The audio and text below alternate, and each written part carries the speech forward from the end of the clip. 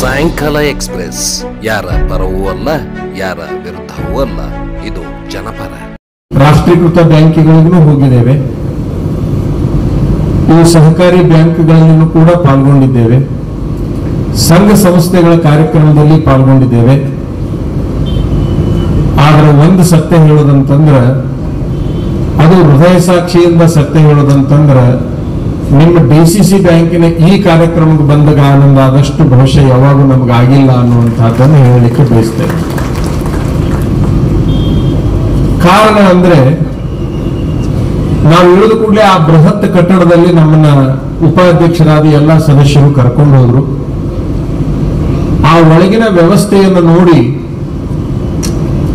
ಬಹುಶಃ ಬೆಂಗಳೂರು ದಿಲ್ಲಿ ಅಂತ ನಗರಕ್ಕೆ ಬಂದಿವೋ, ನಾವು ಬಿಜಾಪುರಕ್ಕೆ ಬಂದಿವೋ ಅಂತಕ್ಕಂಥದ್ದು ನಮಗೆ ಒಂಥರ ಗೊಂದಲ ಆಯ್ತಲ್ಲ ಅದನ್ನ ನೋಡಿ. ಅಷ್ಟು ಸುಂದರವಾದ ವ್ಯವಸ್ಥೆ ಒಳಗ ಕಟ್ಟಡದ ವಿನ್ಯಾಸ. ಅದರ ನಂತರದಲ್ಲಿ ಈ ವೇದಿಕೆಗೆ ಬಂದಿವಿ. ನೀವು ಕುಳಿತಿರ್ತಕ್ಕಂತಹ ಶಿಸ್ತನ್ನು ನೋಡಿಕೊಂಡಾಗ ಇನ್ನೊಂದು ತರ ಬಹಳ ಸಂತೋಷ ಆಯ್ತು. ಸುಮ್ಮನೆ ಈ ಬ್ಯಾಂಕಿನ ಇತಿಹಾಸವನ್ನ ಗಮನಿಸ್ತಾ ಇರಬೇಕಾದ್ರೆ ನಮಗೆ ಕಲಬುರಗಿ ಶರಣಬಸವೇಶ್ವರ ಪುರಾಣದ ಒಂದು ಪ್ರಸಂಗ ನೆನಪಾಯ್ತು. ಏನದು ಕಲಬುರಗಿ ಶರಣಬಸಪ್ಪನ ಪುರಾಣದ ಪ್ರಸಂಗ? ಡಿಸಿಸಿ ಬ್ಯಾಂಕಿನ ಈ ಕಾರ್ಯಕ್ರಮದೊಳಗೆ ಶರಣಬಸಪ್ಪನ ಪುರಾಣದ ವಿಷಯ ಯಾಕೆ ಅಂತ ನಿಮಗೆ ಅನಿಸಬಹುದು. ಅದು ಯಾಕೆ ನಮಗೆ ನೆನಪಾಯ್ತು ಅಂದ್ರೆ, ಆ ಪುರಾಣದಲ್ಲಿ ಬರುವಂತಹ ಘಟನೆ ಯಾವುದು ಶರಣಬಸವೇಶ್ವರ ಪುರಾಣದಲ್ಲಿ ಅಂದ್ರೆ, ಇಬ್ರು ಅಣ್ಣ ತಮ್ಮ ಅವರು.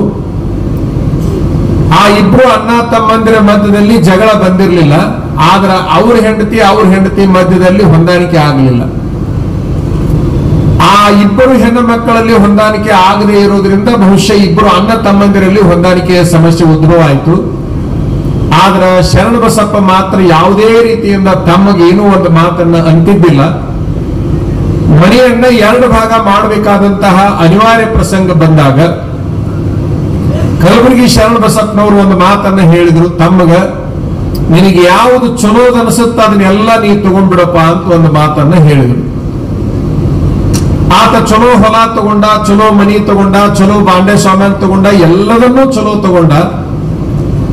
ಯಾವುದು ತನಗೆ ಬೇಡಾಗಿತ್ತು ಅದನ್ನು ಶರಣಬಸಪ್ಪನಿಗೆ ಬಿಟ್ಟ. ಆದರೆ ಶರಣಬಸಪ್ಪ ಏನೂ ನೊಂದುಕೋಲಿಲ್ಲ. ತಮ್ಮ ಸಂತೋಷವಾಗಿದ್ದರೆ ಸಾಕು ಅಂತ ಹೇಳಿ ಬೇಡವಾಗಿರುವಂತಹ ತಮ್ಮನಿಗೆ ಬೇಡವಾಗಿರುವಂತಹ ಭಾಗವನ್ನು ತೆಗೆದುಕೊಂಡು ಆ ಹೊಲದಲ್ಲಿ ಎಂತಹ ರಾಶಿಯನ್ನ ಮಾಡಿದ ಅಂದ್ರೆ, ಆ ನಾಡಿನೊಳಗನೆ ಯಾರು ಅಷ್ಟು ಚಲೋ ರಾಶಿ ಮಾಡಿದ್ದಿಲ್ಲ, ಅಷ್ಟು ದೊಡ್ಡ ರಾಶಿಯನ್ನ ಬೇಡವಾದ ಹೊಲದಲ್ಲಿ ತೆಗೆದ ಅಂತಕ್ಕಂಥದ್ದು ಆ ಪುರಾಣದಲ್ಲಿ ಬರ್ತದೆ. ಅದನ್ನ ಯಾಕೆ ಇಲ್ಲಿ ಹೇಳ್ತಾ ಇದೀವಿ ಅಂತಂದ್ರೆ, ಬಹುಶಃ ಬಾಗಲಕೋಟೆ ಮತ್ತು ವಿಜಯಪುರ ಅಂತಕ್ಕಂಥ ಎರಡು ಅಣ್ಣ ತಮ್ಮಂದಿರು ಬ್ಯಾರೆ ಆಗೋ ಸಂದರ್ಭದೊಳಗೆ ಚಲೋದೋಟು ಬಾಗಲಕೋಟೆಗೆ ಹೋದ್ರ ಅಣ್ಣನ ಸ್ವರೂಪದಲ್ಲಿ ಇರ್ತಕ್ಕಂಥ ಶಿವಾನಂದ ಪಾಟೀಲ್ ನಿನಗೆ ಏನ್ ಬೇಕಾದ್ರೂ ತಗೋಪ್ಪ, ನನಗೆ ಬೇಡಾಗಿದ್ದು ಕೊಟ್ರು ಅದನ್ನು ಬೇಕಾಗಿದ್ದು ಮಾಡಿ ತೋರಿಸ್ತೀನಿ ಅಂತ ಹೇಳಿ 7,000 ಕೋಟಿ ವ್ಯವಹಾರಕ್ಕೆ ಈ ಬ್ಯಾಂಕ್ ಅನ್ನ 300 ಕೋಟಿಯಿಂದ ತಂದು ನಿಲ್ಲಿಸಿರ್ತಕ್ಕಂಥದ್ದನ್ನು ನೋಡಿದ್ರೆ ಅವತ್ತ ಆ ಶರಣಬಸಪ್ಪನ ಆದರ್ಶ, ಇವತ್ತು ಈ ಶಿವಾನಂದ ಪಾಟೀಲ್ರ ಆದರ್ಶ ಅನ್ನೋದನ್ನ ನಾವು ಹೃದಯ ಸಾಕ್ಷಿಯಾಗಿ ಹೇಳಬೇಕಾಗತ್ತೆ ಅಂತಕ್ಕಂಥದ್ದು. ಎಷ್ಟು ದೊಡ್ಡ ಸಾಧನೆ! 1 ವರ್ಷ ಅಲ್ಲ, 2 ವರ್ಷ ಅಲ್ಲ, ಇವತ್ತಿನ ಕಾಲದಲ್ಲಿ ಅಧ್ಯಕ್ಷರಾಗಿ 27 ವರ್ಷ ಈ ಬ್ಯಾಂಕ್ ಅನ್ನ ಮುನ್ನಡೆಸ್ತಾ ಇದ್ದಾರಂತಂದ್ರೆ ಬಹುಶಃ ಅವ್ರು ನಿಮ್ಮ ಹೃದಯವನ್ನ ಹೇಗೆ ಗೆದ್ದಿರಬೇಕು ಅನ್ನುವಂತಹ ಪ್ರಶ್ನೆ ಉದ್ಭವ ಆಗುತ್ತೆ ಅಂತಕ್ಕಂಥದ್ದನ್ನ ನಾವು ಅರ್ಥ ಮಾಡ್ಕೊಳ್ಬೇಕು. ಬಾಗಲಕೋಟೆ ಭಾಗಕ್ಕೆ ಅಷ್ಟು ನೀರಾವರಿ, ಅಷ್ಟು ಕಿಮ್ಮತ್ತಿಂದೆಲ್ಲ ಹೋತು. ಆದ್ರೆ ಬಾಗಲಕೋಟೆಯವ್ರು ಏನು ಬೆಳೆದ್ರಂದ್ರೆ ಸಕ್ರಿ ಕಬ್ಬು ಬೆಳೆದ್ರು, ಸಕ್ರಿ ತುಂಬಿಟ್ರು. ನೀವು ಮಾತ್ರ ಖಾಲಿ ಭೂಮಿ ತಗೊಂಡು ರೊಕ್ಕ ತುಂಬಿಟ್ರಲ್ಲ, ನಿಮ್ಮ ಸಾಧನೆ ಬಹಳ ಅದ್ಭುತವಾಗಿರುವಂತಹದ್ದು ಅನ್ನೋದನ್ನ ಈ ಸಂದರ್ಭದಲ್ಲಿ ಹೇಳಲಿಕ್ಕೆ ಬಹಳ ಖುಷಿ ಅನಿಸುತ್ತೆ ಅಂತಕ್ಕಂಥದ್ದು. ಬ್ಯಾಂಕ್ಗಳು ಜನಪರವಾದ ಚಿಂತನೆಯನ್ನ ಮಾಡಬೇಕು. ನಾವು ವಾರ್ಷಿಕ ವರದಿಯ ಒಂದು ಪುಸ್ತಕವನ್ನ ಆಡಳಿತ ಮಂಡಳಿಯವರು ತಂದುಕೊಟ್ಟಂತ ಸಂದರ್ಭದಲ್ಲಿ ಅದನ್ನ ಪೂರ್ಣ ಪ್ರಮಾಣ ಓದುವಂತಹ ಪ್ರಯತ್ನವನ್ನ ಮಾಡಿದಿರಿ. ಆ ಪರಿಪೂರ್ಣ ಓದುವ ಸಂದರ್ಭದಲ್ಲಿ ಬಹುಶಃ ಈ ವಿಜಯಪುರದ ಜನ ಅಧಿಕಾರಕ್ಕೆ ಎಂದೂ ಹಪಹಪಿಸುವುದಿಲ್ಲ ಅನ್ನೋದಕ್ಕೆ 106 ವರ್ಷಗಳಲ್ಲಿ ಕೇವಲ ಬೆರಳೆಣಿಕೆಯ ಅಧ್ಯಕ್ಷರ ಆಯ್ಕೆ ಆಗಿರತಕ್ಕಂಥದ್ದು ನಿಮ್ಮ ತ್ಯಾಗ ಮತ್ತು ನಿಮ್ಮ ಪ್ರಾಮಾಣಿಕತೆಯನ್ನು ತೋರಿಸ್ತದೆ. ಈ ಜನರ ಪ್ರಾಮಾಣಿಕತೆಗೆ ಒಂದು ದೊಡ್ಡ ಸಾಕ್ಷಿ ಅಂತಂದ್ರೆ ಇದು ಅಂತಕ್ಕಂಥದ್ದು. 27 ವರ್ಷಗಳವರೆಗೆ ಶಿವಾನಂದ ಪಾಟೀಲ್ರು ಅಧ್ಯಕ್ಷರಾಗಿ ಏನು ಕೆಲಸ ಮಾಡಿದ್ರು ಅಂದ್ರೆ 300 ಕೋಟಿ ಆದಾಯದಲ್ಲಿ ಇರತಕ್ಕಂತಹ ಬಜೆಟ್ನಲ್ಲಿ ಇರ್ತಕ್ಕಂಥದ್ದನ್ನ 7,000 ಕೋಟಿಗೆ ತಂದು ನಿಲ್ಲಿಸಿದ್ರಲ್ಲ, ಅದನ್ನ ನಾವೊಂದು ಸಾರಿ ವಿಚಾರ ಮಾಡಬೇಕಾಗುತ್ತೆ ಅಂತಕ್ಕಂಥದ್ದು. ಗಮನಿಸ್ಬೇಕು ತಾವೆಲ್ಲ, ಹಣ ಬಹಳ ಪ್ರಮುಖವಾಗಿರುವಂತಹದ್ದು.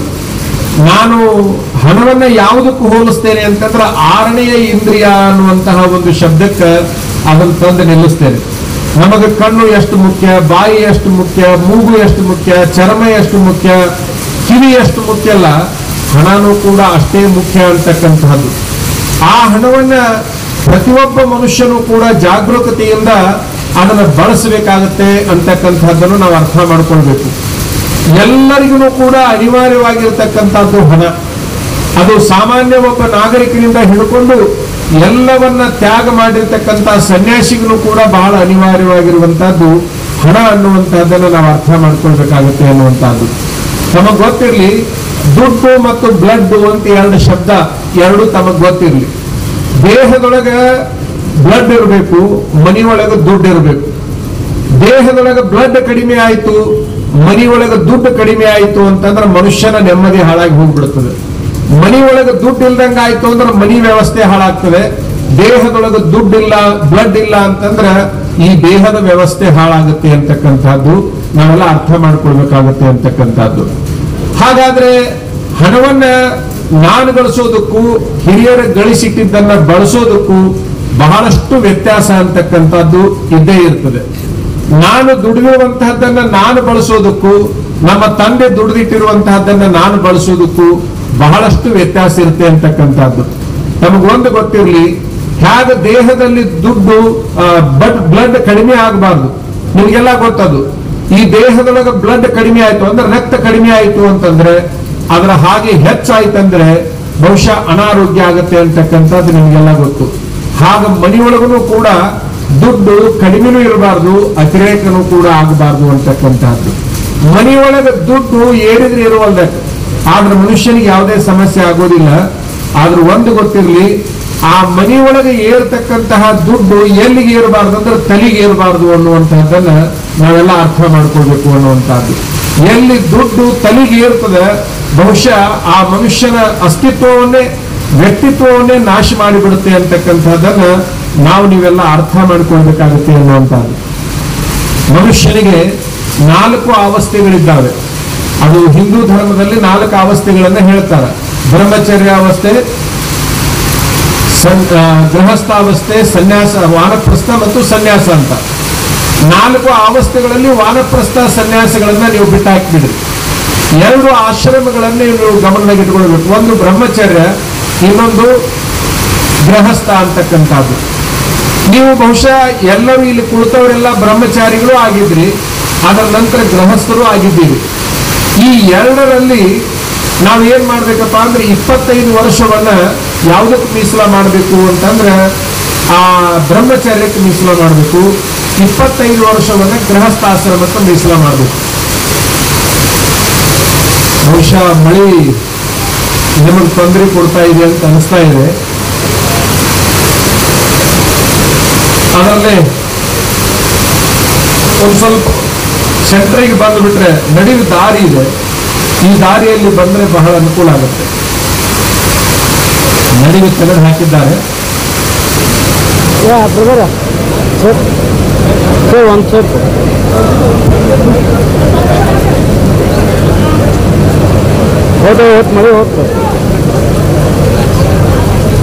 ಈ ಸಮಸ್ಯೆ ಆಗಬಾರದು ಅಂತ ಹೇಳಿ ಈ ಜಾಗೆಯನ್ನು ಸುಪ್ರೀಂ ಕೋರ್ಟ್ ಹೋಗಿ ಗೆದ್ದುಕೊಂಡು ಬಂದು ಬೃಹತ್ 2,000ಕ್ಕಿಂತ 3,000 ಜನರಿಗಿಂತ ಹೆಚ್ಚು ಜನ ಕುಂದಿರುವಂತ ಒಂದು ಬೃಹತ್ ಕಟ್ಟಡವನ್ನು ಕಟ್ಟಲಿಕ್ಕೆ ಮಾನ್ಯ ಸಚಿವರು ಈಗಾಗಲೇ ತೀರ್ಮಾನವನ್ನು ಮಾಡಿದ್ದಾರೆ. ಬರುವ ದಿನಮಾನದಲ್ಲಿ ಅದನ್ನು ಕಟ್ಟಿ ಇವತ್ತೇನು ನೀವು ಅವ್ರ ಕಣ್ಣಿಗೆ ಕಾಣ್ತಾ ಇದೆ, ಇದು ಮುಂದಿನ ದಿನಮಾನದಲ್ಲಿ ಆಗಲಾರ್ದಂಗೆ ನೋಡಿಕೊಳ್ಳುವ ಸಂಕಲ್ಪವನ್ನು ಈಗಾಗಲೇ ಅವರು ಘೋಷಣೆಯನ್ನ ಮಾಡಿದ್ದಾರೆ. ನಿಜವಾಗ್ಲೂ ಕೂಡ ಈ ಸಮಸ್ಯೆ ಅವ್ರು ಹೇಳ್ತಾ ಇದ್ರು, ಈಗ ಇದು ಆಗಬಾರ್ದಂತ ನಾವು ಆ ಯೋಜನೆ ಹಾಕೊಂಡಿವಿ ಅನ್ನುವಂತ ಮಾತನ್ನ ಹೇಳ್ತಾ ಇದ್ರು. ಇನ್ನೂ ಒಂದೇನಾಗಿದೆ ಅಂತಂದ್ರೆ ನೀವು ಈ ರೀತಿ ಜನಸಾಗರ ಹರಿದು ಬರ್ತೀರಿ ಅಂತ ಅವ್ರ ಕಲ್ಪನೆ ಇರಲಿಲ್ಲ ಅಂತ ಕಾಲಕ್ಕೆ ಆಡಳಿತ ಮಂಡಳಿಯವರು. ಆದ್ರೆ ಇವತ್ತು ನೀವು ಬಂದಿದ್ದು ನೋಡಿದ್ರೆ ಹಾಕಿದ ಕುರ್ಚೆಗಳು ಕಡಿಮೆ ಆಗಿ ಹಿಂದೆ ಜನ ನಿಂತಿರುವಂತಹದ್ದನ್ನು ನೋಡಿದ್ರೆ ನಿಮ್ಮ ಬ್ಯಾಂಕಿನ ಮೇಲಿನ ಅಭಿಮಾನ ಅಂತಕ್ಕಂಥದ್ದು ಎಷ್ಟು ಅನ್ನುವಂಥದ್ದು ಗೊತ್ತಾಗ್ತಾ ಇದೆ ಅನ್ನುವಂಥದ್ದು. ಈ ರೀತಿಯ ಅಭಿಮಾನವನ್ನ ಮನುಷ್ಯ ಹೊಂದಬೇಕಾಗುತ್ತೆ. ತಾನು ಒಬ್ಬ ಸಾಮಾನ್ಯ ಸದಸ್ಯನಾಗಿದ್ದಾನೆ ಅಂತಂದ್ರೆ ಅವನಿಗೆ ಪರಿಪೂರ್ಣ ಅದು ನನ್ನ ಸಂಸ್ಥೆ ಅನ್ನುವಂಥದ್ದು ಬಂದಾಗ ಮಾತ್ರ ಈ ರೀತಿ ಜನಸಾಗರ ಹೊರದು ಬರಲಿಕ್ಕೆ ಸಾಧ್ಯ ಅನ್ನುವಂಥದ್ದನ್ನ ನಾವೆಲ್ಲ ಅರ್ಥ ಮಾಡ್ಕೊಳ್ಬೇಕಾಗುತ್ತೆ ಅನ್ನುವಂಥದ್ದು. ನಾವು ನಿಮಗೊಂದು ಮಾತನ್ನ ಹೇಳ್ತಾ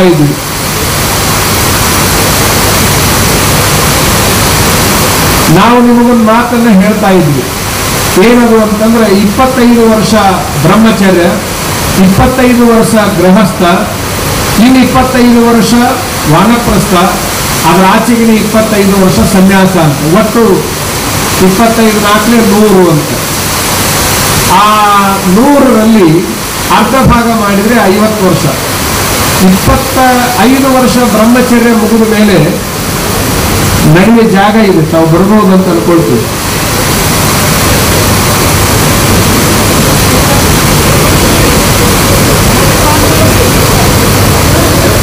ಇಲ್ಲಿ ಮ್ಯಾಲೆ ಬರ್ಬೋದು, ಈ ವೇದಿಕೆ ಮೇಲೂ ಬರ್ರಿ, ಸ್ವಲ್ಪ ಜನ ವೇದಿಕೆ ಮೇಲೆ ಬರ್ರಿ ಬರ್ರಿ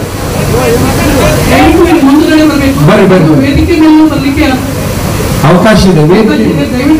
ವೇದಿಕೆ ಮೇಲೆ ಬರ್ರಿ. ಆಮೇಲೆ ಮಳೆ ನಿಂತ ಮೇಲೂ ಇಲ್ಲೇ ಇರಬೇಡ್ರಿ, ಮಳೆ ಈಗ ಐತಿ ಬರ್ರಿ.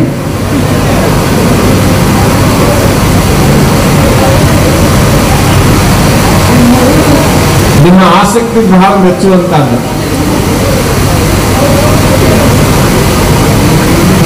25 ವರ್ಷ ಬ್ರಹ್ಮಚರ್ಯವನ್ನ ಮುಗಿದ ಮೇಲೆ 25ನೇ ವರ್ಷಕ್ಕೆ ಮದುವೆ ಆಗ್ಬೇಕು. 25ನೇ ವರ್ಷಕ್ಕೆ ಮದುವೆ ಆದ ನಂತರದಲ್ಲಿ ಮುಂದೆ 25 ವರ್ಷ ಅಂದ್ರೆ ಮನುಷ್ಯ 50 ವರ್ಷಗಳವರೆಗೆ ಚೆನ್ನಾಗಿ ದುಡಿಯೋದನ್ನ ಕಲಿಬೇಕು. ಮನುಷ್ಯನಿಗಿರುವ 100 ವರ್ಷದಲ್ಲಿ ಅರ್ಧ ಭಾಗ 50 ವರ್ಷ ಏನೈತಲ್ಲ, ಅವ 2ನೇ ಸಂಪಾದನೆ ಮಾಡಲಿಕ್ಕೆ ಬಳಸಬೇಕು. ಒಂದು ವಿದ್ಯೆಯನ್ನು ಸಂಪಾದನೆ ಮಾಡ್ಕೋಬೇಕು ಬ್ರಹ್ಮಚರ್ಯದಲ್ಲಿ. ಅದರ ನಂತರದಲ್ಲಿ 50 ವರ್ಷದವರೆಗೆ ಹಣವನ್ನು ಸಂಪಾದನೆ ಮಾಡ್ಕೊಳ್ಬೇಕಾಗುತ್ತೆ ಅನ್ನುವಂತ. 25 ವರ್ಷ ನಾವು ಮದುವೆ ಆಗುವ ಪೂರ್ವದಲ್ಲಿ ವಿದ್ಯೆಯನ್ನು ಗಳಿಸಿಕೊಳ್ಳೋದು ಯಾಕೆ ಅಂತಂದ್ರೆ ಮುಂದೆ ಬದುಕನ್ನು ಹೇಗೆ ರೂಪಿಸಿಕೊಳ್ಬೇಕು ಅನ್ನೋದಕ್ಕಾಗಿ ವಿದ್ಯೆಯನ್ನ ನಾವು ಸಂಪಾದನೆ ಮಾಡಬೇಕಾಗುತ್ತೆ. ಅದಾದ ನಂತರದಲ್ಲಿ 50 ವರ್ಷಗಳವರೆಗೆ ಹಣವನ್ನು ಸಂಪಾದನೆ ಮಾಡಬೇಕಾಗುತ್ತೆ ಅನ್ನುವಂಥದ್ದು. ಯಾವ ಮನುಷ್ಯ ಮದುವೆ ಆದ ಮೇಲೆ ಹೆಂಡತಿಯ ಕೈಯನ್ನು ಬಿಟ್ಟು ಬಿಡಬೇಕು. ಕೈ ಬಿಟ್ಟು ಬಿಡುದಂತಂದ್ರೆ ಹಂಗೆ ಕೈ ಬಿಡುದಲ್ಲ ಹೇಳಾಕತ್ತಿದ್ದು.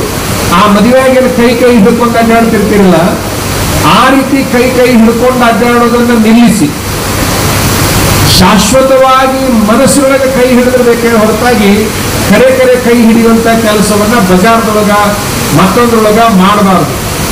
ಯಾವ ಕೈಯನ್ನು ಹಿಡಿಬೇಕು, ಅವಳ ಕೊರಳಿಗೆ ತಾಳಿಯನ್ನ ಕಟ್ಟಿದ ನಂತರದಲ್ಲಿ ಅವತ್ತಿನ ದಿವಸ ಆಕಿನ ಕೈಯನ್ನು ಹಿಡ್ಕೊಂಡಿರ್ತೀವಿ, ಓಕೆ. ಆದ್ರ ಮುಂದಿನ ದಿನಮಾನದಲ್ಲಿ ಯಾವುದರ ಕೈಯನ್ನು ಹಿಡಿಬೇಕಂತಂದ್ರೆ ಉದ್ಯೋಗದ ಕೈಯನ್ನು ಹಿಡಿಬೇಕಾಗುತ್ತೆ ಮನುಷ್ಯ ಅಂತಕ್ಕಂಥದ್ದು. ಅದು ಕೃಷಿ ಇರಬಹುದು, ಅದು ನೌಕರಿ ಇರಬಹುದು, ಅದು ವ್ಯಾಪಾರ ಇರಬಹುದು, ಇನ್ಯಾವುದಾದ್ರೂ ಇರಬಹುದು. ಅದರ ಕೈಯನ್ನ ಮನುಷ್ಯನಾಗಿರ್ತಕ್ಕಂಥವ ಹಿಡಿಬೇಕಾಗುತ್ತೆ ಅನ್ನುವಂಥದ್ದು. ಎಷ್ಟೋ ಜನರಿಗೆ ಒಂದು ನೋವಿದೆ. ಅದು ಯಾವುದು ಅಂತಂದ್ರೆ ನಾವೇನೋ ಮಾಡ್ಬೇಕಂತೀವಿ ಗುರುಗಳ, ಆದ್ರೆ ನಮಗೆ ಹಣಕಾಸಿನ ತೊಂದರೆ ಇದೆ ಅನ್ನುವಂತಹ ಮಾತನ್ನ ಬಹುಸಂಖ್ಯಾತರು ಆಡೋದನ್ನ ನಾವು ಗಮನಿಸ್ತೀವಿ.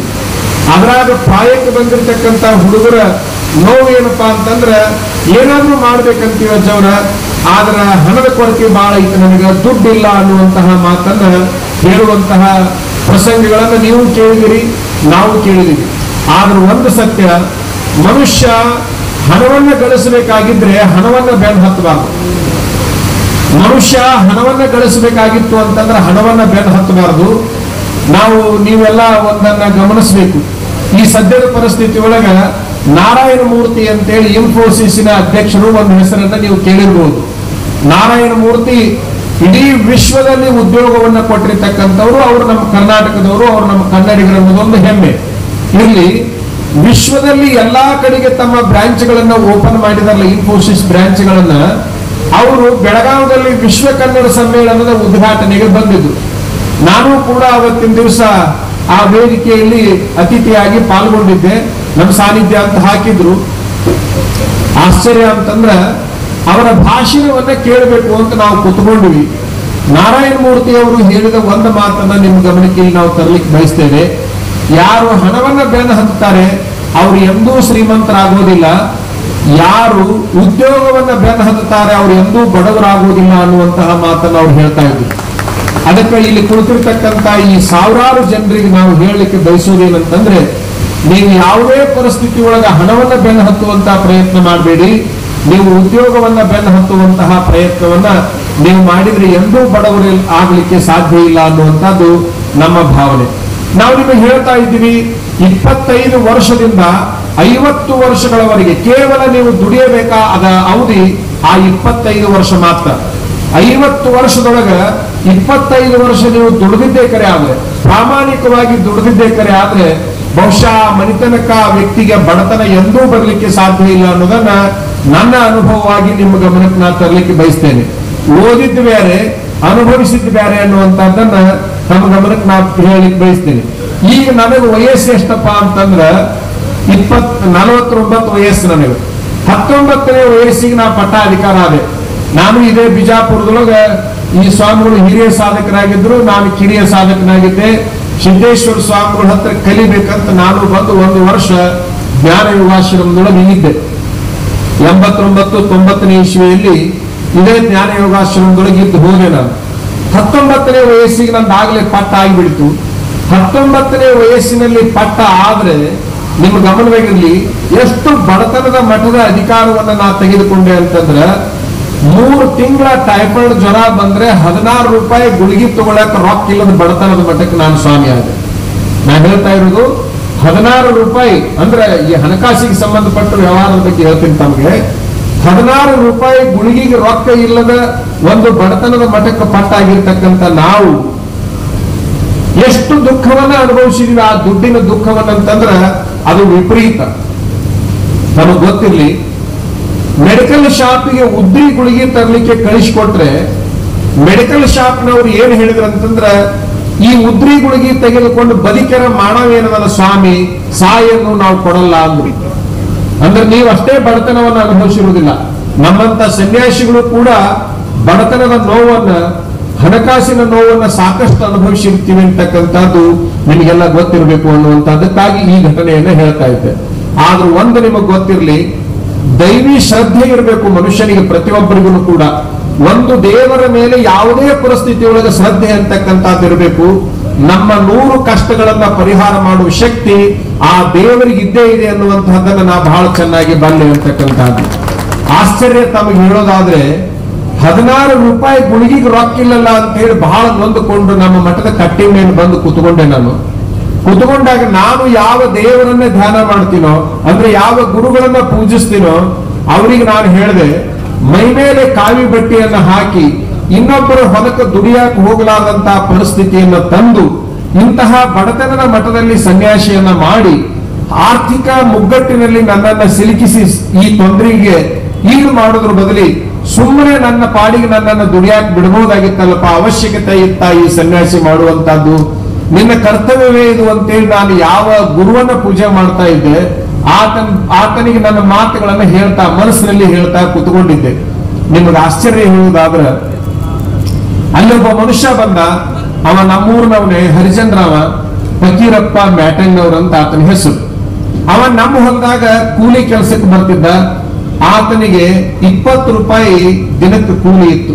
ನಿಮ್ ಗಮನವಾಗಿರ್ಲಿ, ಗಂಡಾಳಿನ ಕೂಲಿ ಎಷ್ಟಿತ್ತು ಅವಾಗ ಅಂದ್ರೆ 20 ರೂಪಾಯಿ ಇತ್ತು.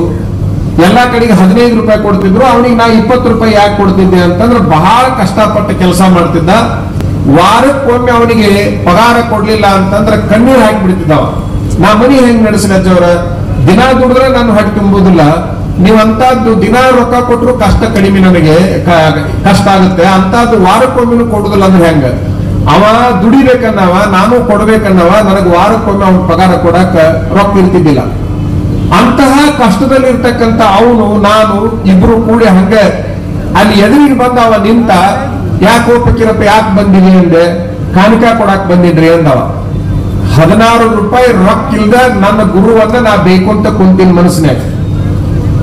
ಅವ ಅವ ನನ್ನ ಹತ್ರ ಬಂದಾನ, ರೊಕ್ಕ ಕೊಡಾಕ್ ಬಂದೀನಿ ಅಂದವ. ರೊಕ್ಕ ಕೊಡಾಕ್ ಬಂದಿಯೋ ರೊಕ್ಕ ಕೇಳಾಕ್ ಬಂದಿಯೋ ನಾನು ಇವ, ಯಾಕಂದ್ರೆ ನಿರಂತರ ಪಗಾರ ಕೇಳಾಕ್ ಬರವ, ಇವತ್ತು ಹೆಂಗ್ ರೊಕ್ಕ ಕೊಡಾಕ್ ಬರ್ತಾನ, ಎಷ್ಟು ರೊಕ್ಕ ಕೊಡಾಕ್ ಬಂದಿ, ಯಾಕೆ ಕೊಡಾಕ್ ಬಂದಿ ಅಂದೆ.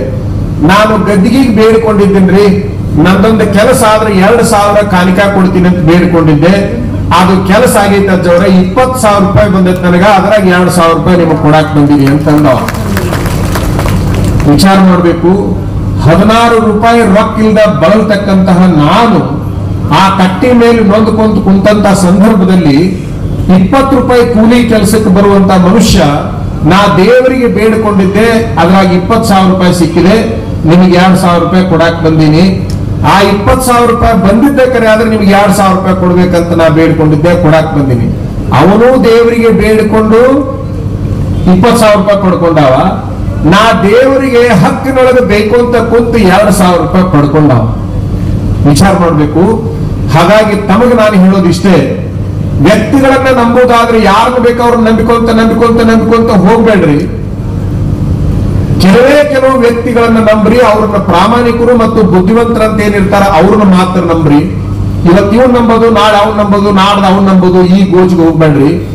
ದೇವರನ್ನ ನಂಬುದಾದ್ರೂ ಕೂಡ ಒಬ್ಬನೇ ಒಬ್ಬ ದೇವರನ್ನ ನಂಬಬೇಕೇ ಹೊರತಾಗಿ ಈ ದೇವ್ರು ಚಲೋ, ಆ ದೇವ್ರು ಚಲೋ, ಆ ದೇವ್ರು ಚಲೋ ಅಂತ ತಿರುಗಾಡ್ತಾ ಹೋದ್ರೆ ಯಾವ ದೇವರು ನಿಮ್ ಬಗ್ಗೆ ತಲೆ ಕೆಡಿಸಿಕೊಳ್ಳೋದಿಲ್ಲ ಅಂತಕ್ಕಂಥದ್ದು.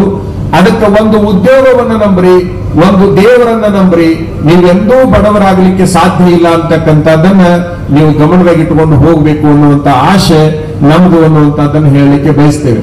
ಮುಂದೆ ನಾವು ಬ್ಯಾಂಕಿಗೆ ನಮ್ಮ ಮಟ್ಟದ 25 ಎಕರೆ ಭೂಮಿಯನ್ನ ಬ್ಯಾಂಕಿಗೆ, ಈಗ ಆ ಹೆಸರು ಹೇಳ್ಬಿಡ್ತೀನಿ, ನಮಗೆ KVGB ಅಂತ, ಈಗೇನು ಕರ್ನಾಟಕ ಗ್ರಾಮೀಣ ವಿಕಾಸ ಬ್ಯಾಂಕ್ ಅಂತಂತಾರೆ. ನಮ್ಮ ಊರಾಗಿರ್ಲಿಲ್ಲ ಬ್ಯಾಂಕು, ಮಕ್ಕಳ ಹಳ್ಳಿ ಒಳಗ ಒಂದು 25,000 ರೂಪಾಯಿ ಸಾಲ ಕೇಳಬೇಕು ಅಂತ ಅನಿಸ್ತು ನನಗೆ. 25,000 ರೂಪಾಯಿ ಸಾಲ ಕೇಳಬೇಕು, ಅಭಿವೃದ್ಧಿಯನ್ನ ಮಾಡಬೇಕು, ಒಂದಿಷ್ಟು ಬೋರ್ ಗೀರ್ ಹಾಕಿಸ್ಬೇಕು, ನಾನು ನೀರಾವರಿ ಮಾಡಬೇಕು ಅನ್ನುವಂತ ವಿಚಾರ ನನ್ನ ತಲೆ ಒಳಗೆ ಬಂದಾಗ 25 ಎಕರೆ ಭೂಮಿಯನ್ನ ಪ್ಲೆಜ್ ಮಾಡಿ ಹಣ ಇಟ್ಟು 25,000 ರೂಪಾಯಿ ಸಾಲ ಕೇಳಕ್ ಹೋದ್ರೆ ಬ್ಯಾಂಕಿನವರು ಸಾಲ ಕೊಡ್ಲಿಲ್ಲ, ನಮಗೆ ರಿಜೆಕ್ಟ್ ಮಾಡಿದ್ರು. ನಮಗೆ ಎಷ್ಟು ಸಾವಿರದು 25,000 ರೂಪಾಯಿ ಸಾಲವನ್ನ 96ನೇ ಇಶ್ಯೂಗಳು ಕೇಳಕ್ ಹೋದ್ರೆ ಸಾಲ ರಿಜೆಕ್ಟ್ ಆಯ್ತು ನಮ್ದು 25,000. ಆ ಸಾಲ ರಿಜೆಕ್ಟ್ ಆಗಿರ್ತಕ್ಕಂಥದ್ದು ಬ್ಯಾಂಕಿನಾಗ ಏಜೆಂಟ್ ಅಂತದಾರ ನಮ್ಮ ಕಡೆಗೆ. ಒಬ್ಬ ಏಜೆಂಟ್ ಅನ್ನೇ ಗೊತ್ತಾಯ್ತು, ಅಜ್ಜ ಅವ್ರದ್ದು ರಿಜೆಕ್ಟ್ ಆಯ್ತು, ಲೋನಿಂದ ಫೈಲ್ ರಿಜೆಕ್ಟ್ ಆಯ್ತು ಅಂತ. ಆ ಕೂಡಲೇ ಅವ ಮಠಕ್ಕೆ ಬಂದ, ಏನ್ ರಜರ ನೀವು ಸಾಲ ಕೇಳಕ್ ಬಂದಿದ್ರೆ? ಹೂನಪ್ಪ, ಯಾಕ್ರಿ? ಬೋರ್ ಹಾಕಿಸ್ಬೇಕಪ್ಪ, ನಾನು ಒಂದಿಟ್ಟು ನೀರಾವರಿ ಮಾಡ್ಬೇಕಂತ ಬಂದಿದ್ದೆ. ಸರಿ, ನಿಮ್ಗೆ ಎಷ್ಟು ಬೇಕು ಸಾಲ ಅಂದ. 25,000 ಸಾಕಪ್ಪ ನಮಗ. ಆಯ್ತು ಬರೀ ನಾ ಕೊಡಿಸ್ತೀನಿ ಅಂದ. ಅವ್ ಏನ್ ಮಾಡಿದ್ನೋ ಗೊತ್ತಾಗ್ಲಿಲ್ಲ, ಅಂತೂ ಮ್ಯಾನೇಜರ್ ಸೆಂಕ್ಷನ್ ಮಾಡಿದ. ಅವ ಹೋದ್ ಕೂಡ್ಲೆ ನಮ್ ಕಾಗದಕ್ಕೂ ಬೆಲೆ ಇದ್ದಿಲ್ಲ, ನಮ್ಮ ಜಾಗಕ್ಕೂ ನಮ್ಮ ಸ್ಥಾನಕ್ಕೂ ನಮ್ಮ ಬಟ್ಟಿಗೂ ಬೆಲೆ ಇದ್ದಿಲ್ಲ. ಬಟ್ ಅವನಿಗೆ ಬೆಲೆ ಇತ್ತು, ಅವ ಕೊಡಿಸಿದ. 25,000 ರೂಪಾಯಿ ತಗೊಂಡು ಬಂದು 10,000 ರೂಪಾಯಿನ ಬೋರಿಗೆ ಉಪಯೋಗ ಮಾಡಿದೆ, 10,000 ರೂಪಾಯಿನ ಮೋಟರ್ಗೆ ಉಪಯೋಗ ಮಾಡಿದೆ, 5,000 ರೂಪಾಯಿನ ಬೀಜ ಗೊಬ್ಬರಕ್ಕೆ ಉಪಯೋಗ ಮಾಡಿಕೊಂಡು ನಾನು ನೀರಾವರಿ ಪ್ರಾರಂಭ ಮಾಡಿದೆ. ನಿಮಗೆ ಗೊತ್ತಿರ್ಲಿ, ನಾನು ಹಗಲು ರಾತ್ರಿ ಸಭಾದಾಗ ಕುಂತಾಗ ಮಾತ್ರ ಸ್ವಾಮಿ ಕಂಡಂಗೆ ಕಾಣ್ತಿರ್ತೀನಿ. ಉಳಿದ ಟೈಮ್ನಾಗ ನಾನು ಹೊಲದಾಗ ನಾನು ಹಗಲು ರಾತ್ರಿ ನೀರು ಹಾಸಿನಿ ಅನ್ನುವಂಥದ್ದು ನಿಮಗೆಲ್ಲ ಗೊತ್ತಿರಲಿ. ಈಗ ಬಿಟ್ಟಿರಬಹುದು, ಶ್ರೀಹಟ್ಟಿ ಮಠ ಜವಾಬ್ದಾರಿ ತಗೊಂಡ್ವಿ, ಸಮಾಜದಲ್ಲಿ ಒತ್ತಡ ಬಹಳ ಆಯ್ತು, ಎಲ್ಲನೂ ಆಯ್ತು. ಮುಂದೆ ಬ್ಯಾಂಕ್ಗಳು ನಾವು ಎಷ್ಟರ ಮಟ್ಟಿಗೆ ದುಡಿದು ಹಣವನ್ನ ಗಳಿಸಿದ್ವಿ ಅಂತಂದ್ರೆ, ಬ್ಯಾಂಕ್ಗಳು ಬಂದು ಮಾರ್ಚ್ ಎಂಡ್, ಇಯರ್ ಎಂಡ್ ಅಂತ ನಾವು ಕೆಲವು ಎಂಡ್ಗಳನ್ನ ಹೇಳ್ತೀವಲ್ಲ, ಆ ಸಂದರ್ಭದಲ್ಲಿ ನಮ್ಮ ಹತ್ರ ಡೆಪಾಸಿಟ್ ಬಂದು ಕುಂದಿರ್ತಿದ್ವು ಅಂತಕ್ಕಂಥದ್ದು ನಿಮಗೆಲ್ಲ ಗೊತ್ತಿರಲಿ. ಅವರಿಗೆ ಕೋಟಿ ಗಂಟಲೆ ಹಣವನ್ನ ಡಿಪಾಸಿಟ್ ಕೊಟ್ಟು ಕಳಿಸಿದ್ವಿ ಅಂತಕ್ಕಂಥದ್ದು. 16 ರೂಪಾಯಿ ಗುಳಿಗೆಗೆ ರೊಕ್ಕ ಇದ್ದವರು, 25,000 ರೂಪಾಯಿ ಸಾಲ ಸಿಗಲಾರ್ದವರು ಅದೇ ಬ್ಯಾಂಕ್ಗಳಿಗೆ ಡಿಪಾಸಿಟ್ ಕೇಳಿದಾಗ ಕೊಡುವಷ್ಟರ ಮೆಟ್ಟಿಗೆ ನಾವು ಬಂದಿದ್ದ ಕಾರಣ ಯಾರದರ ಮನೆಗೆ ಹೋಗಿ ಸ್ವಾಮಿಗಳದಿವಂತ ಭಿಕ್ಷಾ ಬೇಡಿದ್ದಲ್ಲ, ನಾವು ಹಗಲು ರಾತ್ರಿ ದುಡಿದು ಆ ರೀತಿ ಮಾಡ್ಕೊಂಡ್ವಿ ಅಂತಕ್ಕಂಥದ್ದು ನಿಮಗೆ ಗೊತ್ತಿರಲಿ. 100 ಎಮ್ಮೆ ಕಟ್ಟಿದೆ ನಾನು, 350 ಆಕಳುಗಳನ್ನು ಕಟ್ಟಿದೆ, ಸಾಕಷ್ಟು ನೀರಾವರಿಗಳನ್ನ ಮಾಡಿದೆ, ಸಾಕಷ್ಟು ಪ್ರವಚನಗಳನ್ನ ಮಾಡಿದೆ. ಏನೆಲ್ಲ ಮಾಡಿಕೊಂಡು ಹಣಕಾಸಿನ ದುಃಖವನ್ನು ದೂರ ಮಾಡಿಕೊಂಡು 50 ವರ್ಷದೊಳಗೆ ನಾವೇನು ಹಣ ಗಳಿಸಬೇಕು ಅಂತ ನಾವು ಅಂತೀವಲ್ಲ, ಈಗಾಗಲೇ ನಾ 49 ವಯಸ್ಸಿನೊಳಗೆ ಹಣದ ಅವಶ್ಯಕತೆ ಇಲ್ಲಪ್ಪ ಅನ್ನುವಷ್ಟರ ಮೆಟ್ಟಿಗೆ ಬಂದು ನಿಂತೀವಿ. ನೀವು ಹಂಗಾಗ್ರಿ ಅಂತ ಹೇಳಕ್ ಬಯಸ್ತೀವಿ ಅಂತಕ್ಕಂಥದ್ದು. ಉದ್ದೇಶ ಏನು? ಯಾರೂ ಕೂಡ ಬಡವರಾಗ್ಲಿಕ್ಕೆ ಸಾಧ್ಯ ಇಲ್ಲ, ಯಾರು ದುಃಖವನ್ನು ಅನುಭವಿಸ್ತಾರೆ, ಬಡತನವನ್ನ ಅನುಭವಿಸ್ತಾರೆ ಅಂತಂದ್ರ ಅಪ್ರಾಮಾಣಿಕರು ಮತ್ತು ದರಿದ್ರರು ಮಾತ್ರ ಈ ಎರಡನ್ನ ಅನುಭವಿಸಲಿಕ್ಕೆ ಸಾಧ್ಯ ಇದೆ. ಎರಡು ಶಬ್ದ ನೆನಪಿನಾಗಿರ್ಲಿ, ಅಪ್ರಾಮಾಣಿಕ ಮತ್ತು ದರಿದ್ರ. ದರಿದ್ರ ಎಂದೂ ಸುಖವಾಗಿರೋದಿಲ್ಲ, ಅಪ್ರಾಮಾಣಿಕ ಎಂದೂ ಕೂಡ ಶ್ರೀಮಂತನಾಗಲಿಕ್ಕೆ ಸಾಧ್ಯ ಇಲ್ಲ. ಅಪ್ರಾಮಾಣಿಕ ಕೆಲಸಗಳನ್ನ ಮಾಡಿ ಏನಾದ್ರೂ ಶ್ರೀಮಂತ ಆದಂತಂದ್ರೆ ಆ ಶ್ರೀಮಂತಿಕೆಯಲ್ಲಿ ಶಾಶ್ವತವಾಗಿ ಉಳಿಲಿಕ್ಕೆ ಸಾಧ್ಯ ಇಲ್ಲ ಅಂತಕ್ಕಂಥದ್ದನ್ನು ಕೂಡ ತಾವು ಅರ್ಥ ಮಾಡಿಕೊಳ್ಬೇಕು ಅಂತಕ್ಕಂಥದ್ದು. ಎಷ್ಟೋ ಜನ ವಾಮ ಮಾರ್ಗದಲ್ಲಿ ಸಾಕಷ್ಟು ಹಣ ಗಳಿಸ್ತಕ್ಕಂಥದ್ದನ್ನ ಮರಳಿ ಜೈಲಿಗೆ ಹೋಗಿ ಜೀವಾವಧಿ ಶಿಕ್ಷೆಯನ್ನು ಅನುಭವಿಸ್ತಕ್ಕಂಥದ್ದನ್ನ ಪೇಪರ್ನಲ್ಲಿ ಮತ್ತೊಂದರಲ್ಲಿ ಟಿವಿಯಲ್ಲಿ ನೀವು ನೋಡ್ತೀರಿ, ನಾವು ನೋಡ್ತೀವಿ. ಹಾಗಾಗಿ ಹಣವನ್ನ ಬೆನ್ನು ಹತ್ತೋದು ಬೇಡ, ಉದ್ಯೋಗವನ್ನ ಬೆನ್ನು ಹತ್ರಿ. ಜೊತೆಗೆ ಒಂದು ದೇವರನ್ನ ನಂಬ್ರಿ, ಒಂದು ಉದ್ಯೋಗವನ್ನ ನಂಬ್ರಿ. ಬಹುಶಃ ಯಾವ ಕಾಲಕ್ಕೂ ನಿಮಗ ತೊಂದರೆ ಬರೋದಿಲ್ಲ ಅಂತಕ್ಕಂಥದ್ದು. ಅದ್ರ ಜೊತೆಗೆ ನಿಮಗೆ ಇನ್ನೂ ಒಂದು ಮಾತು ನಾವು ಹೇಳೋದು ಅಂತಂದ್ರೆ, ಈಗ DCC ಬ್ಯಾಂಕಿನೊಳಗೆ ನೀವೆಲ್ಲ ಸದಸ್ಯರಾಗಿದ್ರಿ. ಎಷ್ಟು ಖುಷಿ ಅನಿಸ್ತು ನಮಗ. ಈ CEO ಅವರ ಭಾಷಣ ಕೇಳ್ತಾ ಇದ್ದೀವಿ ನಾವು. ಅವ್ರು ಹೇಳ್ತಾ ಇದ್ರು, ವಿಜಯಪುರ ಜಿಲ್ಲೆಯಲ್ಲಿ 4 ಲಕ್ಷಕ್ಕಿಂತ ಹೆಚ್ಚು ಜನ ರೈತರಿದ್ದಾರೆ, 3 ಲಕ್ಷಕ್ಕಿಂತ ಹೆಚ್ಚು ಜನ ಈ ಬ್ಯಾಂಕಿನ ಸದಸ್ಯರಾಗಿದ್ದಾರೆ, 2 ಲಕ್ಷಕ್ಕಿಂತ ಹೆಚ್ಚು ಜನ ಸಾಲವನ್ನ ಪಡೆದಿದ್ದಾರೆ ಅಂತಕ್ಕಂಥದ್ದು ಬಹಳ ಗಮನಿಸಬೇಕು. ಇನ್ನೂ ನನಗೆ ಬಹಳ ಹೆಮ್ಮೆ ಆಗಿದ್ದಂತಂದ್ರ, ಇಡೀ ರಾಜ್ಯದೊಳಗ 3ನೇ ನಂಬರ್ ದೊಳಗ ಈ ಬ್ಯಾಂಕ್ ಐತಿ ಎನ್ನುವಂತಹದ್ದನ್ನ ಕೇಳಿದಿರಲ್ಲ. 3ನೇ ನಂಬರ್ ಅನ್ನುವಂತಹದ್ದು ನನಗೆ ಖುಷಿ ಕೊಟ್ಟೈತಿ ಖರೆ. ಆದ್ರೆ ಶಿವಾನಂದ ಪಾಟೀಲ್ರ ಕೈಯಾಗಿ ಇನ್ನು ಕೆಲವು ವರ್ಷಗಳಿತ್ತು ಅಂತಂದ್ರೆ ರಾಜ್ಯದೊಳಗೆ 1ನೇ ನಂಬರ್ ಬ್ಯಾಂಕ್ ಅನ್ನ ಮಾಡುವಂತ ತಾಕತ್ತು ಮತ್ತು ಪ್ರಾಮಾಣಿಕತೆ ಎರಡೂ ಅವರಿಗೆ. ತಾಕತ್ತು ಐತಿ, ಪ್ರಾಮಾಣಿಕತನೂ ಐತಿ. ನೀವು ಅವರನ್ನ ನಂಬಿದಿರಿ, ನಿಮ್ಮ ನಂಬಿಕೆಯನ್ನು ಅವರು ಉಳಿಸಿಕೊಂಡಿದ್ದಾರೆ. ಹಾಗಾಗಿ ಬ್ಯಾಂಕ್ ಅನ್ನ ಈ ಎತ್ತರಕ್ಕೆ ತರುವಂತಹ ನಿಮ್ಮದು ಸ್ವಂತ ದುಡಿಯುವ ಬಂಡವಾಳ 500 ಕೋಟಿಗಿಂತ ಹೆಚ್ಚು ಅನ್ನುವಂತಹದ್ದೇನೋ ಗಮನಿಸಿದೆ ನಾನು. ನಾವು ವಿಚಾರ ಮಾಡಬೇಕು. ಒಂದು ಮನುಷ್ಯನನ್ನ ಒಂದು ಲ್ಯಾಬಿಗೆ ಹೋಗಿ ಅವನು BP ಎಷ್ಟಿದೆ, ಅವನು ಶುಗರ್ ಎಷ್ಟಿದೆ, ಅವನು ಏನದು HP ಎಷ್ಟಿದೆ, ಹಿಂಗೆಲ್ಲಾ ತರದ ಟೆಸ್ಟ್ ಗಳನ್ನ ಮಾಡಿದಾಗ 100ಕ್ಕೆ 100 ಅವ ಆರಾಮದಾನ ಅಂತ ರಿಪೋರ್ಟ್ ಬಂದಾಗ ಅವನಿಗೆ ಎಷ್ಟು ಖುಷಿ ಆಗ್ತದಲ್ಲ. ಹಂಗ ನಿಮ್ಮ ಬ್ಯಾಂಕಿಂದ ಏನು ವಾರ್ಷಿಕ ವರದಿ ಎನ್ನುವಂತಹದ್ದು ಬ್ಯಾಂಕಿನ ಟೆಸ್ಟ್ ರಿಪೋರ್ಟ್ ಐತಲ್ಲ, ಅದನ್ನು ಪರಿಪೂರ್ಣ ಓದಿದಾಗ ಬಿಜಾಪುರದ DCC ಬ್ಯಾಂಕ್ 100ಕ್ಕೆ 100 ಆರಾಮಾಗಿದೆ, ಯಾವುದೇ ಅಲ್ಲಿ ಡಿಸೀಸ್ಗಳು ಇಲ್ಲ ಅನ್ನುವಂತಹದ್ದು ಅಲ್ಲಿ ಗೊತ್ತಾಯಿತು ಅಂತಕ್ಕಂಥದ್ದು. ಇಂತಹ ಆರೋಗ್ಯಪೂರ್ಣ ಒಂದು ಬ್ಯಾಂಕಿನ ಸದಸ್ಯರು ನೀವೆಲ್ಲ, ಅಧ್ಯಕ್ಷರು ನೀವೆಲ್ಲ, ಉಪಾಧ್ಯಕ್ಷರು ನೀವೆಲ್ಲ, ಇದನ್ನೆಲ್ಲ ನೋಡಿ ನಮಗಂತೂ ಬಹಳ ಆನಂದ ಆಗಿದೆ ಅನ್ನುವಂತಹ ಮಾತನ್ನು ಈ ಸಂದರ್ಭದಲ್ಲಿ ಹೇಳಲಿಕ್ಕೆ ಬಯಸ್ತಾ, 50 ವರ್ಷದ ತನಕ ದುಡಿರಿ ಅಂತ ಒಂದು ಮಾತನ್ನ ನಾನು ನಿಮಗೆ ಹೇಳಿದೆ. ತಲೆಯಲ್ಲಿ ನೀವೇನು ಮದುವೆ ಆದ ಮೇಲೆ ಮಕ್ಕಳು ಹುಟ್ಟಿರ್ತಾವಲ್ಲ, ಅವಕ್ಕೆ 23-24 ವರ್ಷ ಆಗ್ಯಾವ ಅಂತ ಇಟ್ಕೊಡ್ರಿ. 25 ವರ್ಷಕ್ಕೆ ಮದುವೆ ಆಗೈತಿ ಅಂತಂದ್ರೆ ನೀವೇನನ್ನ ಬಯಸ್ತೀರಿ? ನಿಮಗೆ ಹುಟ್ಟಿರ್ತಕ್ಕಂಥ ಮಕ್ಕಳು ದುಡಿಬೇಕು ಅನ್ನೋದನ್ನ ನೀವು ಬಯಸ್ತೀರಿ. ಅದೆಲ್ಲ ನಿಮ್ ಇಚ್ಛಾನೆ. ನನ್ನ ಹೊಟ್ಟೆಗೆ ಹುಟ್ಟಿರ್ತಕ್ಕಂಥ ಮಗ ದುಡಿಬೇಕು ಅಂತಂದ ಬಯಸ್ತೀರಿ. ಅದು ಸರಿನೇ. ಹೇಗೆ ನಿಮ್ಮ ಹೊಟ್ಟೆಯಲ್ಲಿ ಹುಟ್ಟಿರ್ತಕ್ಕಂಥ ಮಗ ದುಡಿಬೇಕಂತ ಬಯಸ್ತಿರಲ್ಲ, ಇನ್ನೂ ಒಂದು ನಿಮಗೆ ಗೊತ್ತಿರ್ಲಿ, ನೀವು ದುಡಿದಿರ್ತಕ್ಕಂಥ ಹಣನೂ ಕೂಡ ದುಡಿಬೇಕು ಅಂತಕ್ಕಂಥದ್ದು ನಿಮಗೆ ಗೊತ್ತಿರ್ಲಿ. ಮಗ ಅಷ್ಟ ದುಡಿಬಾರ್ದು, ನಿಮ್ಮ ದುಡಿಮೆಯ ಸಂಪತ್ತೇನೈತಲ್ಲ ಹಣ, ಅದನ್ನು ಕೂಡ ದುಡಿಬೇಕು. ಮಗನೂ ದುಡಿಬೇಕು, ಹಣನೂ ದುಡಿಬೇಕು. 50 ವರ್ಷದ ತನಕ ನೀವು ದುಡಿಬೇಕು. 50 ವರ್ಷದ ನಂತರದಲ್ಲಿ ನೀವು ಹಣದ ಮಗ, ನೀವು ದುಡಿದ ದುಡ್ಡು, ಈ ಎರಡು ದುಡಿಯಲಿಕ್ಕೆ ಪ್ರಾರಂಭ ಮಾಡಿದ್ವು ಅಂತಂದ್ರೆ ನಿಮ್ಮ ಜೀವನ ಸಾರ್ಥಕ ಆಗಿದೆ ಹಣಕಾಸಿನ ವಿಚಾರದೊಳಗೆ ಅನ್ನುವಂತಹದ್ದನ್ನ ನೀವೆಲ್ಲ ಅರ್ಥ ಮಾಡ್ಕೊಳ್ಬೇಕು ಅನ್ನುವಂಥದ್ದನ್ನ ನಿಮ್ಗೆ ಗಮನಕ್ಕೆ ತರಲಿಕ್ಕೆ ಬಯಸ್ತಾ, ಜೊತೆಗೆ ಹಣವನ್ನ ಗಳಿಸ್ರಿ. ಯಾರು ಏನ್ ಹೇಳಿದ್ರು ಕೂಡ ಅದನ್ನ ಗಳಿಸೋದನ್ನ ನಿಲ್ಲಿಸಬೇಡ್ರಿ. ಎಷ್ಟು ಗಳಿಸಬೇಕಪ್ಪ ಅಂದ್ರೆ ಇನ್ನೊಬ್ಬರ ಮನೆಗೆ ಹೋಗಿ ಕೈ ಒಡ್ಲಾರದಷ್ಟು ಹಣವನ್ನ ಗಳಿಸುವಂತಹ ಪ್ರಯತ್ನವನ್ನ ನೀವು ಮಾಡಬೇಕು ಅನ್ನುವಂತಹ ಆಸೆ ನಮ್ದು ಅನ್ನುವಂತಹದ್ದು. ಹಣ ಗಳಿಸುವ ಸಂದರ್ಭದಲ್ಲಿ ಒಂದು ಆಸೆ ಇರಬೇಕಂತ ಮನುಷ್ಯನಿಗೆ. ಏನಿರ್ಬೇಕು? 1000 ವರ್ಷ ನಾನು ಬದುಕುತ್ತೇನೆ ಅನ್ನುವ ಆಸೆ ಅವನಿಗಿರ್ಬೇಕು. ಎಷ್ಟು? ಮೊದಲ ಹೇಳಿದ್ದು 100, ಆದ್ರೆ ಈಗ ನಿಮಗೆ ಹೇಳ್ತಾ ಇರೋದು ಹಣ ಗಳಿಸುವ ಕಾಲದಲ್ಲಿ 1000 ವರ್ಷ ಬದುಕಾವಧಿ ನಾನು 1000 ವರ್ಷಕ್ಕೆ ಬೇಕಾಗುವಷ್ಟನ್ನ ನಾ ಗಳಿಸಬೇಕು ಅಂತ ಹೇಳಿ ಅವ ದುಡಿದು ಗಳಿಸ್ಬೇಕು. ಆದ್ರೆ ಆ ಗಳಿಸಿರುವಂತಹ ಹಣವನ್ನ ಬಳಸುವಾಗ ಅವ ಏನನ್ನ ಆಸೆ ಪಡಬೇಕು ಅಂತಂದ್ರೆ, ಏನನ್ನ ನಿರ್ಣಯ ಮಾಡಿರ್ಬೇಕಂದ್ರ ಸಾವು ನಾಳಿಗೆನೇ ಇದೆ ಅನ್ನುವಂತ ಕಲ್ಪನಾದೊಳಗೆ ಅದನ್ನ ಬಳಸುವಂತಹ ಪ್ರಯತ್ನ ಕೂಡ ಮಾಡಬೇಕು ಅನ್ನುವಂತಹದ್ದು. ಬರೀ ಗಳಿಸೋದಾಗಬಾರದು. ಕೆಲವು ಜನ ಗಳಿಕೆಯಲ್ಲಿ ಬಹಳ ಮುಂದಿರ್ತಾರೆ, ಬಳಕೆಯಲ್ಲಿ ಜೀರೋ ಆಗಿರ್ತಾರೆ. ಇನ್ನು ಕೆಲವು ಜನ ಬಳಕೆಯಲ್ಲಿ ಹೀರೋ ಆಗಿರ್ತಾರೆ, ಗಳಿಕೆಯಲ್ಲಿ ಜೀರೋ ಆಗಿರ್ತಾರೆ. ಅದು ಆಗಬಾರ್ದು ಅಂತಕ್ಕಂಥದ್ದು. ನೀವು ಇವತ್ತ 100 ರೂಪಾಯಿ ಗಳಿಸಿದಿರಿ ಅಂತಂದ್ರೆ 25 ರೂಪಾಯಿಯನ್ನ ನಿಮ್ಮ ಸುಖಕ್ಕಾಗಿ ಬಳಸುವಂತಹ ಪ್ರಯತ್ನವನ್ನ ನೀವು ಮಾಡಬೇಕು ಅನ್ನುವಂತಹ ಮಾತನ್ನ ನಿಮ್ಮೆಲ್ಲರ ಗಮನಕ್ಕೆ ನಾವು ತರಲಿಕ್ಕೆ ಇಚ್ಛಾ ಪಡ್ತಾ, ಯಾವ ಬ್ಯಾಂಕಿನಲ್ಲಿ ಸಾಲ ಮಾಡಿದ್ದೀರೋ ಇವತ್ತು ಸಾಲ ತೆಗೆದುಕೊಂಡು ಮನೆಗೆ ಹೋದ್ರಿ ಅಂತಂದ್ರೆ ಮುಂದೆ ಕಂತು ಯಾವಾಗ ಐತಲ್ಲ ಅವಾಗ ಅದನ್ನ ಕಟ್ಟುವ ವಿಚಾರ ಮಾಡಬಾರ್ದು. ಆದ್ರೆ ನಿಮ್ಗೆ ಗೊತ್ತಿರ್ಲಿ, ಆ ಕಂತು ಇನ್ನು 3 ದಿವಸಕ್ಕೆ ಬರ್ತೈತಿ ಅಂತಂದ್ರೆ ಆಗ್ಲೇ ಆ ಕಂತಿನ ಹಣವನ್ನು ಇಲ್ಲಿ ಯಾವನು ತಯಾರು ಮಾಡಿಡ್ತಾನೆ ಕಟ್ಟಲಿಕ್ಕೆ, ಅವ ಎಂದೂ ಬಡವಾಗ್ಲಿಕ್ಕೆ ಸಾಧ್ಯ ಇಲ್ಲ ಅಂತಕ್ಕಂಥದ್ದನ್ನ ನಾವು ಅರ್ಥ ಮಾಡ್ಕೊಳ್ಬೇಕು. ಎಷ್ಟೋ ಬ್ಯಾಂಕ್ಗಳು ಸಾಲ ವಸೂಲಿಯಾತಿಯಲ್ಲಿ ಎಷ್ಟು ಬೇಕಷ್ಟು ಹಿಂದಿರ್ತಕ್ಕಂಥದ್ದನ್ನ ನಾವು ನೋಡಿದೀವಿ. ಆದ್ರೆ ಈ ಡಿಸಿಸಿ ಬ್ಯಾಂಕು ಆ ವ್ಯವಸ್ಥೆಯಲ್ಲಿ ಬಹಳ ಪರಿಶುದ್ಧತೆಯನ್ನ, ಪರಿಪೂರ್ಣತೆಯನ್ನು ಹೊಂದಿದೆ ಅಂತಕ್ಕಂಥದ್ದನ್ನು ಕೂಡ ನಮಗೆ ಬಹಳ ಸಂತೋಷವನ್ನ ಉಂಟು ಮಾಡಿದೆ ಅಂತಕ್ಕಂಥದ್ದು. ಎಲ್ಲದರಲ್ಲಿನೂ ಕೂಡ ಪ್ರಾಮಾಣಿಕತೆ ಮತ್ತು ಪಾರದರ್ಶಕತೆ ಮತ್ತು ಜನಪರ ಕಾಳಜಿಯನ್ನು ಒಳಗೊಂಡಿರ್ತಕ್ಕಂಥ ಡಿಸಿಸಿ ಬ್ಯಾಂಕಿನ ಈ 105ನೇ ವಾರ್ಷಿಕೋತ್ಸವಕ್ಕೆ ನಾವು ಬಂದಿರತಕ್ಕಂಥದ್ದು ನಮಗೆ ಬಹಳ ತೃಪ್ತಿಯನ್ನು ಉಂಟು ಮಾಡಿದೆ ಅನ್ನುವಂಥದ್ದನ್ನ ಈ ಸಂದರ್ಭದಲ್ಲಿ ಹೇಳಿ, ಉದ್ಯೋಗಂ ಪುರುಷ ಲಕ್ಷಣಂ ಅಂತ ಒಂದು ಮಾತಿದೆ. ಗಂಡಸು ಅಂತ ಯಾರಿಗೆ ಅನ್ಬೇಕು ಅಂತಂದ್ರೆ ನಿರಂತರ ದುಡಿಯೋರಿಗೆ ಗಂಡಸರನ್ಬೇಕೇ ಹೊರತಾಗಿ ಹರಾಮಿ ತಿನ್ನವರಿಗೆ ಗಂಡಸರಂತ ಅನ್ಲಿಕ್ಕೆ ಆಗೋದಿಲ್ಲ ಅನ್ನೋದನ್ನ ನಾವೆಲ್ಲ ಅರ್ಥ ಮಾಡ್ಕೊಳ್ಬೇಕು. ನಾವೊಂದು ಮಾತನ್ನ ಹೇಳ್ತಿರ್ತೀವಿ, ಯಾವುದಾದ್ರೂ ಮನಿತನ ಹಾಳಾಗಿದೆ ಅಂದ್ರೆ ಆ ಮನೆಯ ಗಂಡಸರೇ ಕಾರಣ.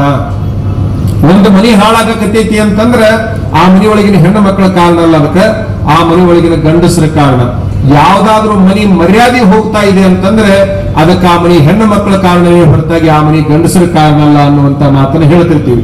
ಒಂದು ಕುಟುಂಬ ನೆಮ್ಮದಿಯಾಗಿ ಬದುಕಬೇಕಾಗಿತ್ತು ಅಂದ್ರೆ ದುಡಿಯುವಂತಹ ಗಂಡಸರು ಮನಿತನದ ಮರ್ಯಾದೆಯನ್ನು ಉಳಿಸುವಂತಹ ಹೆಣ್ಣು ಮಕ್ಕಳು ಇದ್ದು ಬಿಟ್ಟರೆ ಆ ಮನಿ ಸ್ವರ್ಗ ಆಗುತ್ತೆ ಅಂತಕ್ಕಂಥದ್ದು ನಮ್ಮ ಭಾವನೆ ಅನ್ನೋದನ್ನು ತಮ್ಮ ಗಮನಕ್ಕೆ ನಾವು ತರಲಿಕ್ಕೆ ಬಯಸ್ತಾ, ಈ ಬಜಿ ವಾಸನೆ ಬರಾಕತ್ತಿದ್ ನೋಡಿದ್ರೆ ಯಾರ ಭಾಷಣನೂ ಬ್ಯಾಡಪ್ಪ ಅನ್ನುವಷ್ಟರ ಮೆಟ್ಟಿಗೆ ಬಜಿ ಗಾಳಿ ಬೀಸ್ತಾ ಇದೆ. ಆದ್ರೆ ನಿಮ್ಮ ಶಿಸ್ತು, ನಿಮ್ಮ ಬದ್ಧತೆ, ಮಳೆ ಹೋದ್ರೂ ಎದ್ದು ಹೋಗ್ಲಿಲ್ಲ, ನೀವು ಮಳೆ ಬಂದ್ರೂ ಎದ್ದು ಹೋಗ್ಲಿಲ್ಲ, ದುಂಡಗಾಗೂ ಪ್ರಯತ್ನ ಮಾಡಿದ್ರೆ ಹೊರತಾಗಿ ಎದ್ದು ಹೋಗೋ ಪ್ರಯತ್ನ ಮಾಡಿಲ್ಲ. ಬಹುಶಃ ನಾವು ತಿಳ್ಕೊಂಡಿದ್ವಿ ಆಡಳಿತ ಮಂಡಳಿ ಬಹಳ ಶಿಸ್ತುಬದ್ಧವಾಗಿದೆ ಅಂತ ನಾವು ತಿಳ್ಕೊಂಡಿದ್ವಿ. ನಿಮ್ಮ ಈ ಕುಂತಿರುವಂತಹ ಶಿಸ್ತನ್ನು ನೋಡಿದ್ರೆ ಆಡಳಿತ ಮಂಡಳಿಗಿಂತ ಒಂದು ಹೆಜ್ಜೆ ನಿಮಗೆ ಬದ್ಧತೆ ಐತಿ, ನಿಮಗೆ ಶಿಸ್ತು ಐತಿ ಅಂತಕ್ಕಂಥದ್ದನ್ನ ನೀವು ತೋರಿಸಿದ್ರಿ ಅಂತ ಮಾನ್ಯ ಸಾಯಂಕಾಲ ಎಕ್ಸ್ಪ್ರೆಸ್ ಯಾರ ಪರವೂ ಅಲ್ಲ, ಯಾರ ವಿರುದ್ಧವೂ ಅಲ್ಲ, ಇದು ಜನಪರ.